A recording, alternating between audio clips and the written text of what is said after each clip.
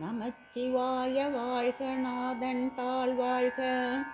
இமைப்பொழுதும் என் நெஞ்சில் நீங்காதான் தாழ் வாழ்க. நமச்சிவாய மந்திரத்தை நாமம் என்றும் கூறுவோம். நாளும் நன்மை நல்க வேண்டி நாவினிக்க பாடுவோம். நமச்சிவாய மந்திரத்தை நாமும் என்றும் கூறுவோம். நாளும் நன்மை நல்க வேண்டி நாவினிக்க பாடுவோம். ஆருத்ரா உலக ஏக்கத்திற்கு காரணியாக இருப்பது இறைவனின் ஏக்கமே. நிலம், நீர், காற்று, நெருப்பு, ஆகாயம் ஆகிய பஞ்சபூதங்களின் வாயிலாக உலகை இலங்கச் செய்து ஈசன் திருநடனம் புரிகின்றார். இறைவனின் அசைவினால்தான் இவ்வுலகம் இயங்குகிறது என்பது புராணங்கள் எடுத்துரைக்கும் உண்மை. எனவேதான் அவனின்றி ஒரு அணுவும் அசையாது, சிவனின்றி எதுவும் இசையாது என்று சொல்லி வைத்தார்கள்.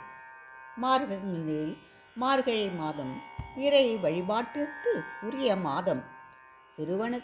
சிவனுக்கு திருவாதிரையும் விஷ்ணுவிற்கு வைகுண்ட ஏகாதசியும் மிகச் சிறப்பானதாகும். அதுபோல் நட்சத்திரங்களில் திருவோணம் மகாவிஷ்ணுவிற்கும் திருவாதிரை சிவனுக்கும் உரிய நட்சத்திரமாகும். திருவாதிரையை வடமொழியில் ஆருத்ரா என்று கூறுவார்கள். ஆருத்ரா தினத்தன்று எல்லா சிவ ஆலயங்களிலும் முதல் நாள் இரவு சிறப்பு அபிஷேகங்கள் நடைபெறும். விடிய விடிய பூஜைகள் நடத்தப்பட்டு அதனைத் தொடர்ந்து அதிகாலையில் எல்லா சிவ ஆலயங்களிலும் நடராஜ பெருமானுக்கு 18 வகையான சிறப்பு அபிஷேகங்கள் நடைபெறும். ஆருத்ரம் என்றால் அக்னிமயமான ருத்ர சக்தியினை குளிர்ந்த தெய்வீக நிலைக்கு உருமாற்றி சகல ஜீவன்களும் தரிசிக்கும்படும் செய்யும் புண்ணிய நாளாகும். ஆருத்ரா நாளில்தான் வேத பீஜ மந்திர சக்திகள் ஈசனை வேண்டும் ஜீவன்களை வந்தடையும் என்றும் ஆன்மீக நூல்கள் கூறுகின்றன. சிவபக்தியினால் சகல சக்திகளையும் இழந்த சேந்தனாருக்கு அருள் புரிய ஈசனார் அவரை நாடி வந்து கலிவுண்ட நாளும் திருவாதிரை நாள்தான். அடுத்த நாளான ஆருத்ரா தரிசனம் நாளில் சேந்தனார் திருப்பல்லாண்டு பாட தில்லை தேர் நகர்ந்து ஓடிய திருவிளையாடல் நடைபெற்றது.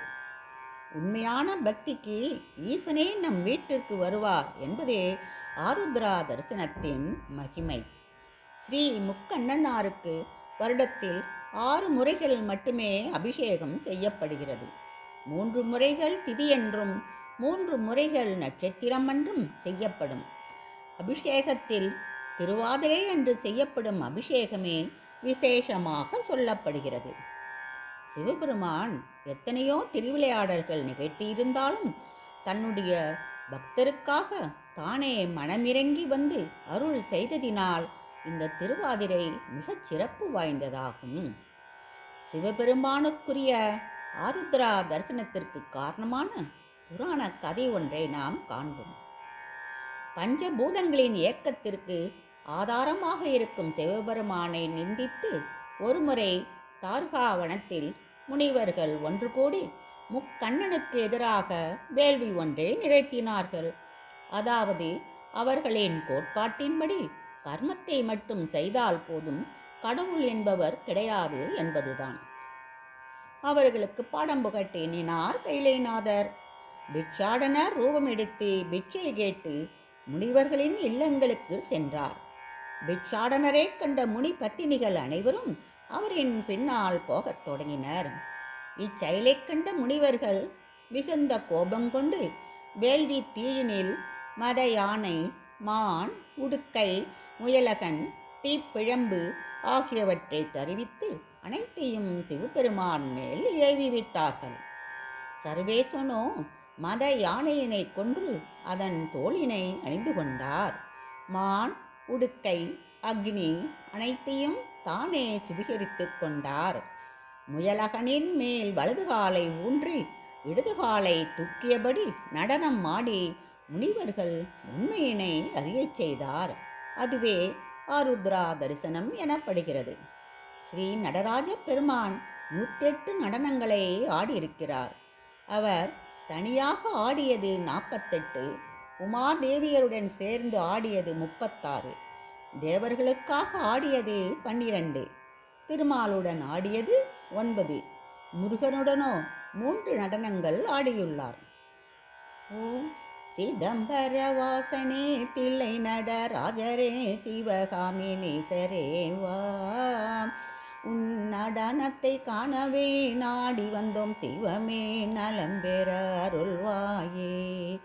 ஓம் சிதம்பர வாசனே செங்கையில் மாமழு ஏந்தி நீ சிறப்புடன் நடப்பது புதுமை, செங்கையில் மாமழு ஏந்தி நீ சிறப்புடன் நடப்பது புதுமை, நந்தி மத்தளம் கொட்ட நாத கீதம் பாட தோம் தோம் என்ற நடனம், நந்தி மத்தளம் கொட்ட நாத கீதம் பாட தோம் தோம் என்ற நடனம், உன் நடனத்தை காணவே நாடி வந்தோம் சிவமே நலம் பெற அருள்வாயே.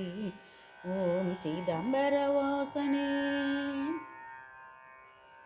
பஞ்சபூதங்களான ஆகாயம் என்பதற்கு சிதம்பரம் என்றும், அக்னி என்பதற்கு திருவண்ணாமலை என்றும், நீர் என்பதற்கு திருவானை காவல் என்றும், காற்றுக்கு காளஹஸ்தி என்றும், நிலத்திற்கு காஞ்சிபுரம் அல்லது திருவாரூர் என்றும் இவைகளின் பெருமைகளை கூறும் வண்ணம் இந்திய புண்ணிய தலங்கள் அமைந்திருக்கின்றன. இதில் சிதம்பரம்தான் முதன்மையாக சொல்லப்படுகிறது. மானாட மழுவாட மதியாட புனலாட மங்கை சிவகாமியாட, மாலாட நூலாட மறையாட திரையாட மறை தந்த பிரம்மனாட, கோணாட வானுலகு கூட்டமெல்லாம் ஆட குஞ்சரம் முகத்தனாட, குண்டலம் இரண்டாட தண்டை புலியாட குழந்தை முருகேசனாட என்று திருப்பல்லாண்டு சிவனின் தாண்டவத்தினை அழகாக எடுத்துரைக்கிறது. ஆருத்ரா தரிசனம் என்று கலியும் 7 கரி கூட்டும் செய்யும் வழக்கம் எப்படி வந்தது என்பதை அடுத்த பதிவினில் நாம் காண்போமே.